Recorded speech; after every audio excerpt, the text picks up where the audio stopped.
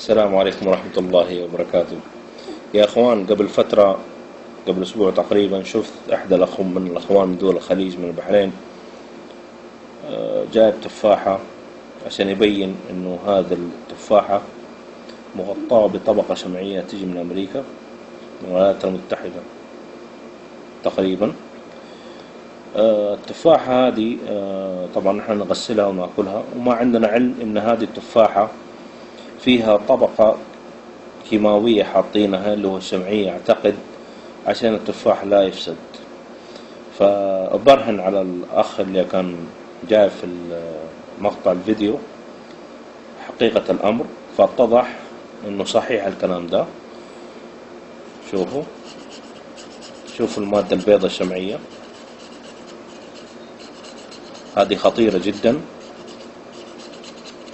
ومسرطنة. شوفوا المادة هذه،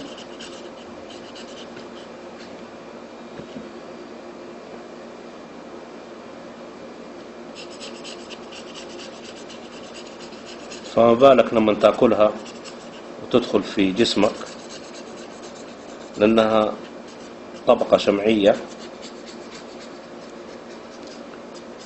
انظروا لهذا،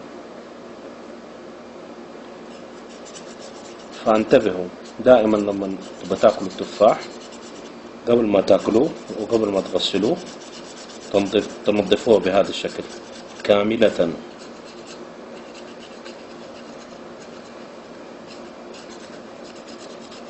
انظروا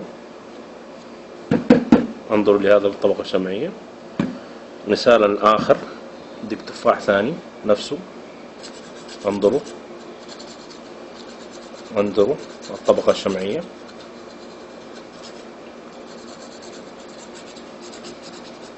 انظروا هذا التفاح الثانية والتفاح الثالثة نفس الشيء. جربوها في البيت إذا ما حد بيصدق. انظروا الطبقة الشمعية هذه خطيرة جدا، فأنصحكم لوجه الله أنكم قبل ما تغسلوها تكشروا هذه الطبقة الشمعية، وبالتوفيق إن شاء الله.